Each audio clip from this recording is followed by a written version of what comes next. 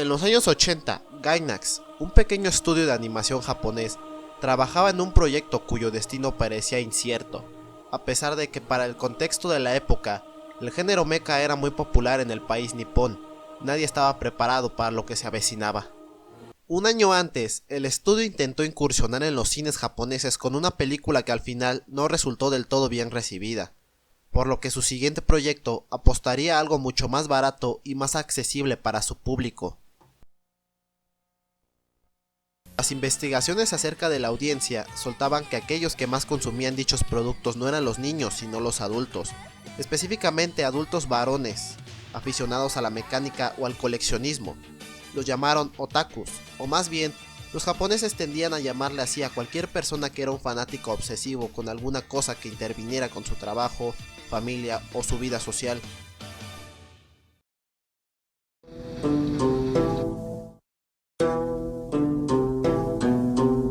It's not an easy skill to learn. I've been practicing it for many years. Pero Gainax, gracias a esto, supo cómo debía hacer sus producciones a partir de ahora, qué elementos emplear y sobre todo a quién le gustaría verlo. Gainax empezó a hacer animes especializados para los otakus. El último capítulo de Gunbuster, llamado Al final de la eternidad, fue uno que destacó principalmente por un factor muy evidente, la decisión de que todo el capítulo se desarrollara en blanco y negro. Para entender esta curiosa decisión, primero se tendría que abarcar al director de dicho capítulo. Hideaki Anno, un otaku aficionado al anime de su época, a la cultura pop, a las influencias estadounidenses como las películas. Sin embargo, nada como aquello que se producía en su país por aquellos años, como Ultraman, de quien se declara un acérrimo fanático. Tras finalizar la Universidad de Artes de Osaka, Hideaki trabajó como animador en la serie de anime Macross, para posteriormente animar en el primer proyecto que le dio prestigio, Náusica y el Valle del Viento, una película del señor Hayao Miyazaki. Hideaki Anno hace un uso experimental para contar sus historias. En el caso de aquel enigmático último capítulo del anime, la razón de su existencia en blanco y negro fue para diferenciarlo del resto de capítulos, una idea visual que garantizaría que el final se mantuviera en la mente del espectador durante mucho más tiempo. No es sorpresa que las obras del director vengan también influidas con aspectos psicológicos, principalmente el psicoanálisis que le permite introducirse en el inconsciente de sus protagonistas, dotándolos de aspectos creíbles, explorando sus inseguridades o sus temores más profundos. Y al final, aquellas características le ayudarían a construir uno de los animes más influyentes de todos los tiempos.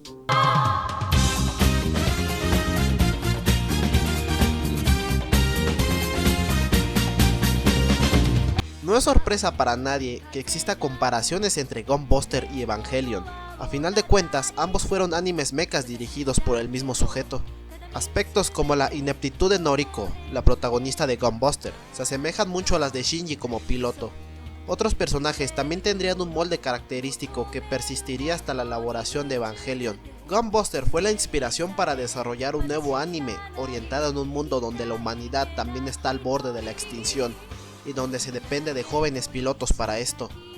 Volviendo un poco al contexto de la época, la razón para que los animes mechas hayan sido protagonizados por jóvenes en lugar de adultos era únicamente para satisfacer los deseos de grandiosidad del público que más consumía dichos animes. El hecho de mostrar que el destino de la humanidad quedaba en manos de un joven se convertía en un sentimiento de empoderamiento que llevaba a los espectadores a pensar que ellos también podrían ser así de valientes y capaces. Aunque la idea de que una máquina refinada para el combate quedara en manos de un jovencito en lugar de un piloto preparado sonara absurda, aquello se convirtió en el estándar para todo aquel que aspirara a crear su propio anime mecha.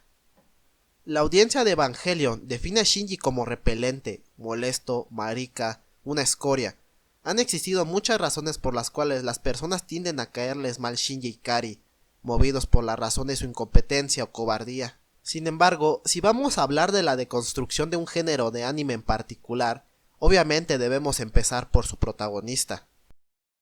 Por ejemplo, Kochi Kabuto de Mazinger Z puede ser el protagonista del género que más resalta. Es un chico valiente, a veces impulsivo, pero en el fondo siempre movido por el deseo de querer ayudar a los demás. Es un personaje que sin pensárselo mucho puede subirse a un robot gigante y combatir un par de monstruos. En el caso de Shinji, se trata de un personaje que apela al realismo de la situación. ¿En verdad todos los jóvenes serían capaces de subirse sin mucho reacio a un robot gigante? Parte del odio hacia Shinji es claro, su actitud sumisa a lo largo de la serie, tratándose de un reflejo de los adolescentes de Japón, jóvenes sumisos en la responsabilidad y reprimidos emocionalmente por los padres. Shinji representa el realismo que se puede experimentar en la batalla, el miedo a las secuelas físicas y psicológicas que puede provocar una batalla donde se está jugando la vida. Evangelion fue un anime que resaltó por convertir a sus personajes en humanos, en enseñarles que las heridas no se sanan después del combate, que el dolor sufrido no subyace a la gratificación de haber ganado. La regla del balance entre la acción frenética de las batallas y el bienestar emocional de los personajes puede definirse en la corriente literaria conocida como realismo épico, donde las narraciones de ámbito épico, como batallas o aventuras, son antepuestas por el propio personaje como un ser humano, no solo un saco de carne, sino un ser con emociones y sus motivaciones para estar haciendo las cosas. Volviendo al caso de Koji, la primera vez que se ve obligado a usar el Mazinger Z, lo hace sin problemas. De manera intuitiva, logra operar a la máquina, y su hermano Shiro, quien también está presente, no se le pasa por la cabeza pensar que literalmente su hermano puede morir en una batalla, y con un mecha del que todavía no ha dominado.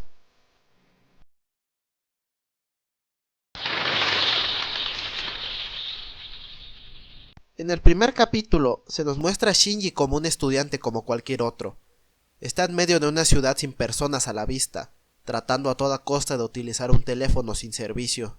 La escena se adereza con el característico estilo de Hideaki Anno, escenarios adornados con postes de electricidad y trenes que ayudan a reflejar la saturada modernidad que azota al país de Japón, un elemento que incluso llevó en su versión de Godzilla en el año 2016. Es entonces cuando aparece otro de los personajes que hace importante a Evangelion, Misato Katsuragi, quien parece una mujer misteriosa pero de aparente libidinosidad, pues conoce su rostro a través de una fotografía muy sugerente, que por cierto hay una flecha que le incita a mirarle el pecho. Otras tomas sugerentes, como el enfoque hacia sus piernas o el hecho de que le vemos el culo cuando se agacha para protegerse de la bomba N2, como si Gainax en primer lugar pensara en tener a un personaje femenino, de esos cuyo único propósito tendría que ser mantener cachondos a los espectadores. Evidentemente el personaje con los capítulos evolucionaría en una actitud distinta, hasta más seria si es posible. Pero al presenciar esto por primera vez en mucho tiempo, me pone a pensar que era el propósito del estudio de animación.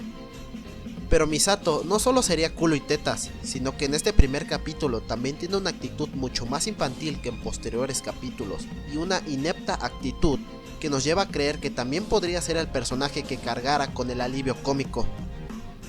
Una vez que ambos personajes logran entrar a NERV y maravillarse de sus instalaciones, conocemos a Gendo Ikari, quien resulta ser el padre de Shinji, un comandante severo, frío y calculador con todos, sin que su hijo sea la excepción. A lo largo del capítulo, hay muy pocos indicios que muestren la relación paternal entre ambos, siendo su único elemento referencial una carta que Gendo fríamente le mandó a Shinji, una carta que ya está rota y remendada con cinta adhesiva, dando a entender que Shinji la rompió del enojo la primera vez que la leyó. ¿Podría ser Gendo un reflejo de la autoridad que azota a los hijos en Japón, de los buenos modales y de la manera de comportarse en público? Sin embargo, este arquetipo se lleva a un extremo mayor, pues Gendo no percibe a su hijo como la esperanza que lo salvará del ángel que ataca allá afuera, sino como una herramienta más, o incluso como el conejillo de indias para ver si funcionará el arma que tanto tiempo llevan desarrollando. Que hablando de este, hasta su mismo diseño logra contrastar con los demás del género.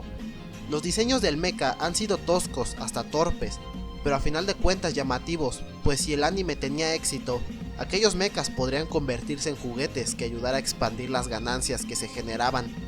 En cambio, el Evangelion 01 y los demás son todo lo contrario, delgados y con formas humanoides que atrajeron el rechazo a más de uno.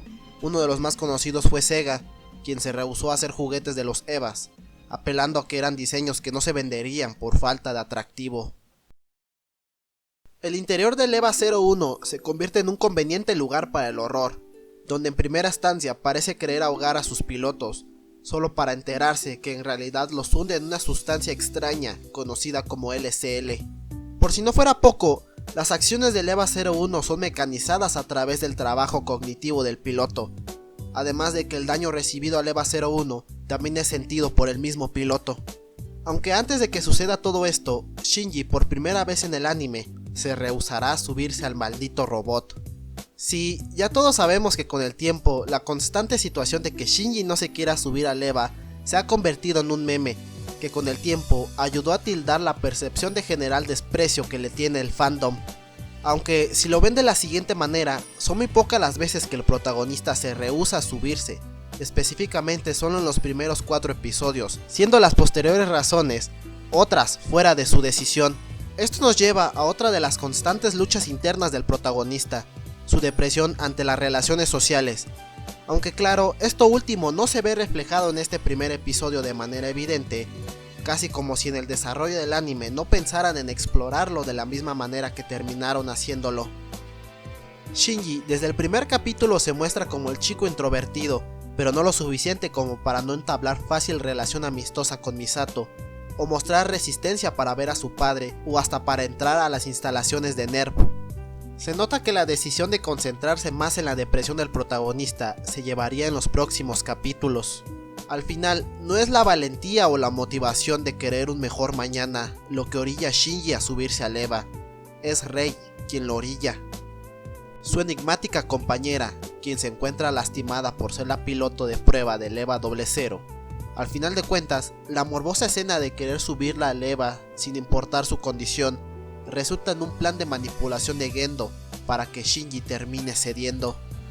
Shinji se repite varias veces que no debe huir, como un reforzamiento conductual, posiblemente aconsejado por alguien para que empezara a enfrentar sus miedos, y así finalmente acepta y...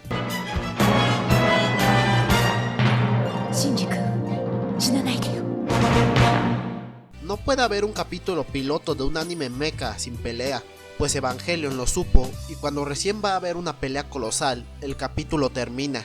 No es secreto de que las peleas de Evangelion no son lo más espectacular, y se debe principalmente al presupuesto limitado que padecía el anime. Sin embargo, a final de cuentas, esto se convirtió en el inicio de un anime donde, te gustara o no los mechas, de todos modos podías empezar a disfrutarlo.